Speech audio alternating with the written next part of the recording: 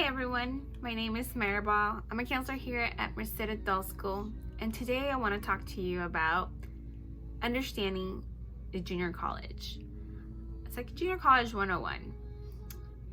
I have a video, and I'll make sure I'll put the link down in the description below on comparing junior college with university, but I kind of want to talk a little bit more about junior college, who can attend, what to expect there, what can you earn, what is expected of you as a student there. I want to talk about when you should probably apply and how to go about it.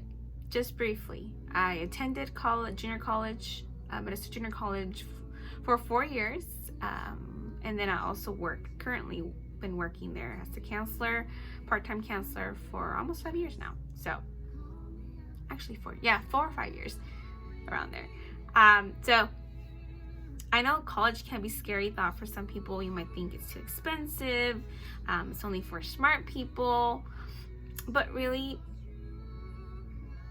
it is further on your education. You're definitely gonna get perspectives.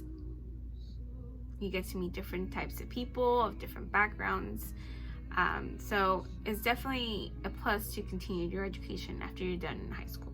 Or even if you never attended high school or even school, it's still an option for you. It's still continuing your education, and I'm going to tell you why later on too. So who can attend college? Well, anyone can actually attend college, even a junior high kid. They're actually working with some junior high kids, very smart kids of course, but anyone can really start if you wanted to, as long as you're within age. First it was an age limit of 14, but there's some junior high kids still going, 8th graders are going, so anyone can attend college, a junior college. You don't need a GED or high school diploma, but if you want to receive financial aid, you do want to earn it. So make sure you do fill out your FAFSA, because you can get anywhere from $1,000 to $4,000 depending on your need. You can get scholarships as long as you fill out the FAFSA, even if you don't get any. It doesn't hurt to apply, and it's free. Free is free, right? The worst is that you can at least ask for it. So you still want to get your GED or high school, and if you did drop out, you can always attend adult school. It's for adults, anyone 18 and older. So if you dropped out of high school, there's still a chance for you to attend an adult school.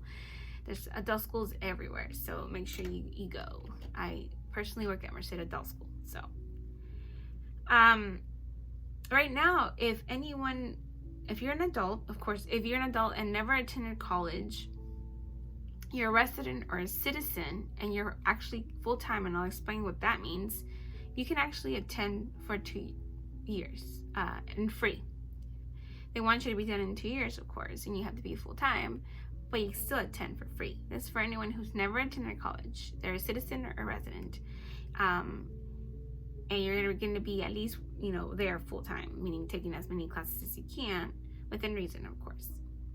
They're actually trying to extend, Biden's trying to extend that for 2 more years, which is awesome, but for now, it's only 2 years for free, okay? So what can you receive at a junior college? You can receive certificates or associate's degrees. Usually at least a semester for a certificate, up to more. You're looking at about 4 semesters for an associate's, at least the minimum. So it can take you anywhere from 2 years and more. It's at your pace, at your time.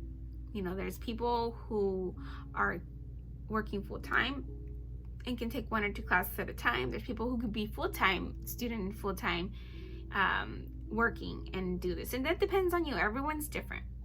So classes can be online or in person, or even hybrid, which means it's both.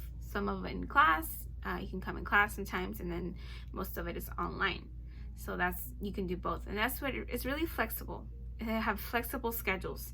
If you're in person and you're going in person, it can be twice a week, usually Monday, Wednesday, or Tuesday, Thursday, for an hour and a half each. You're looking at, each class is about 3 units on average, which where you're looking at 3 hours of class each week. And if you're looking at like approximately how many hours of homework, multiply that times 2. So each unit 3 times 2 is 6 hours per class for homework. So that's what you're kind of looking at. I don't think that was me, but maybe I should have spent more time studying. But that's what they say. Classes online are most likely gonna be on Canvas, so you'll have to understand Canvas is kind of like logging into Facebook, and you looking at shells. It tells you each class, and you get to see, all these tabs, push buttons, and you'll figure out how to use Canvas. And check your syllabus, which your syllabus tells you what to expect, all the information you need to know about the class, and when things are due, and how their grading is, any projects that are due. So make sure you read over your syllabus when you're looking at with the class. Any class and every class will have that, whether it's online or not. So if you're going to be full-time student, which is highly encouraged if you want to get financial aids, you're looking at about 12 units at least, 4 classes. That's about 4 classes, right? That's 15, and if you want to be done in 2 years and not take summer classes, because summers can get a little intense, you're looking at about 5 classes, 15 units. That, because the total amount, and I'll explain to you what are they required. You're looking at 60 total that are required to get your associate's total credits. So you can get your tuition paid for, at least if you're low income. So no matter what, if you're low income, you will still be able to not have to pay for your classes if you're wanting to attend, which is great. If you're undocumented student and would like to avoid out-of-state tuition, which can be very expensive, per unit is over $200, around a little over $200 per unit plus other fees. It can get very, very expensive. I believe like $12,000 once you're done with 2 years. But if you do want to avoid those out-of-state tuition and pay only in-state tuition, and I'll explain what that is, you can go to Merced Adult School, or just an adult school if you're not from around here, and earn your GED or your high school diploma. But you'll have to be at least committed and have an attendance of hours of the total of 1,260 hours, so 1,260 hours logged in to be able to apply for this thing called AB 540 that will grant you the opportunity to pay in-state tuition, which again, let me explain to you, that is $6 per unit instead of over $200 per unit, right? So you're looking at about $150 to $200 per class, and that gives you about $650 to $800 each semester. And then which total, if you total your semesters in your full time, you're looking at about approximately $3,000 for your whole time in your junior college experience, like the time there, if you're ever being full-time, 2 years full-time, right? You can actually arrange a payment plan with the student fees office. Usually you just have to pay it off by the end of the semester. So usually, it's divided into 3 or 4 months, and you can get it done, get it paid off. So you can make monthly payments of $150 to $200, which can be more affordable than paying the whole $700 or $800 at one time.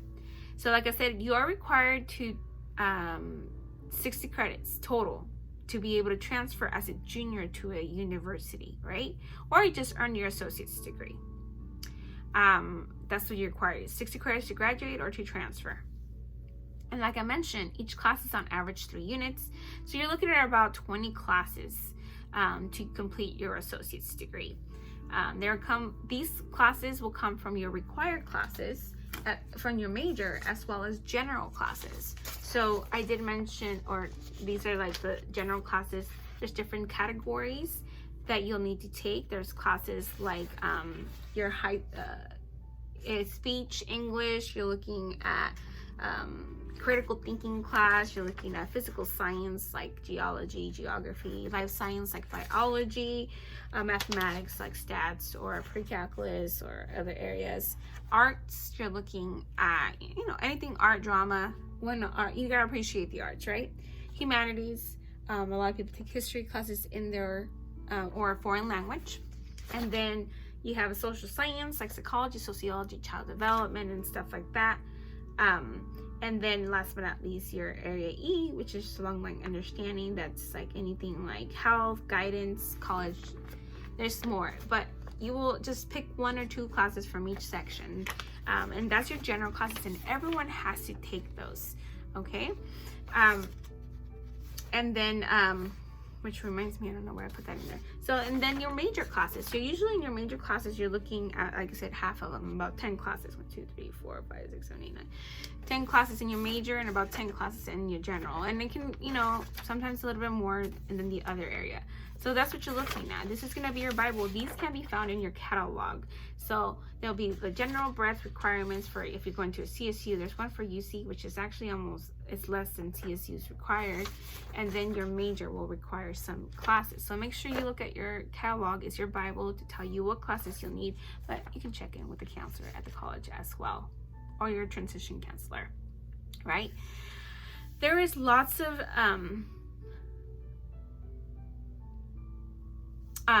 support for students, okay? So anyone who's going through any challenges, so if you have any mental health disabilities, any physical impairments, you know, health issues, if you're considering having a disability, you can get extra support and accommodations. There is people who have kids, there's CalWORK support, EOPS for people who are struggling through for English and math.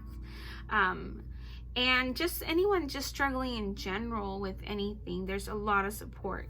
You can get tutoring, you can get, you know, health services. If you're a veteran or a foster youth, there's food pantries. There's so much support that you can get at a junior college. Because a lot of people have faced so many adversities, and so you can get a laptop loan or book loans as well. So there's so much you can do, and you can get at a junior college for support.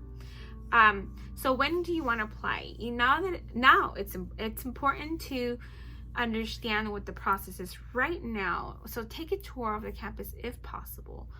You want to apply when you're in your last few months, especially if you're at an adult school in class. So if you need like 2 more GED tests and your pace is about, you know, 1 every other month, or getting 1 done every month, and in your last to start looking into applying, at least no later than your last test, right? Because it could take you about a month to be done.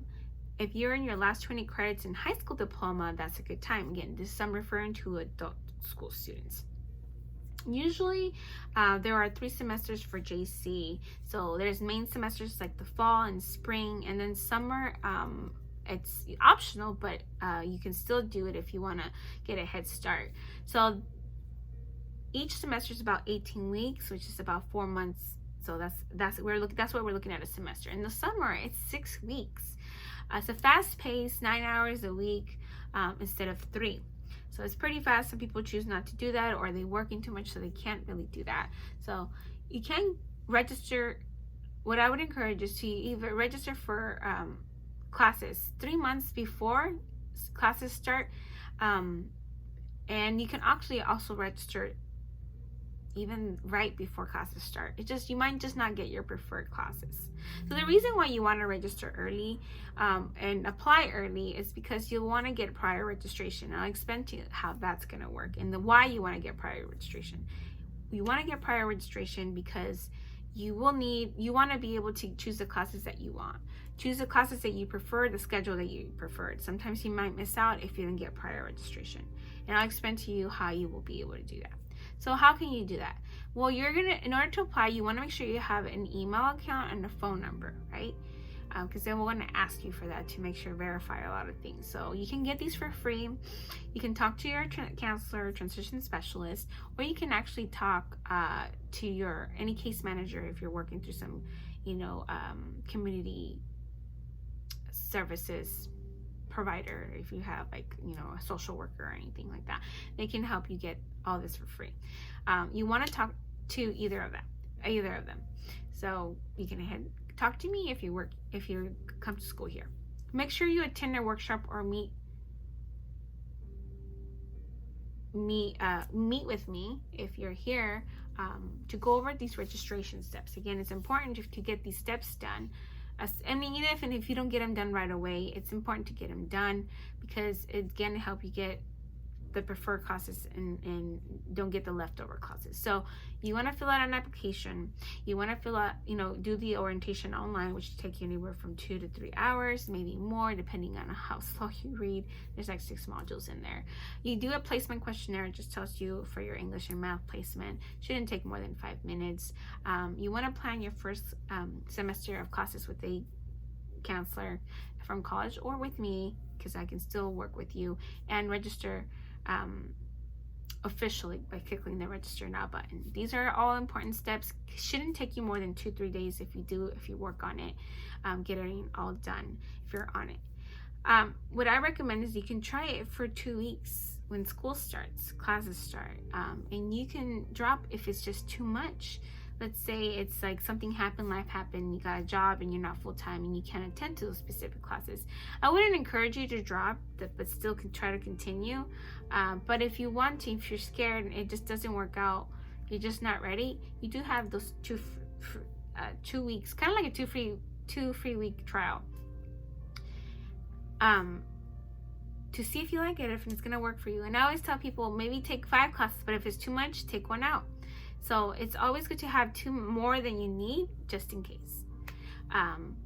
So that's all I have for a junior college. I know it was a lot of information, and you're more than welcome to go this over slowly to understand, who can attend and what can you receive there, and just understanding what the schedule can be like, when, you can actually register. And again, you can register at any time, usually before those big semesters, but you want to ideally do it about 3 months before. And how you go about registering, like I explained, those steps.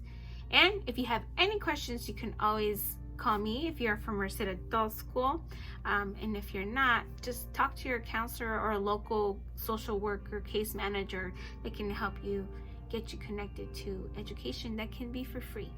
So take advantage of the opportunity to have a free education. Of course, it requires you to pass with C's or better.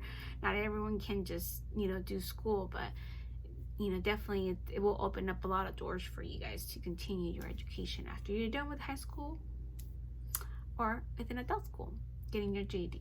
Okay, that's all I got for you guys this week. Hopefully you found this pretty beneficial. If you have any suggestions for any future videos, let me know.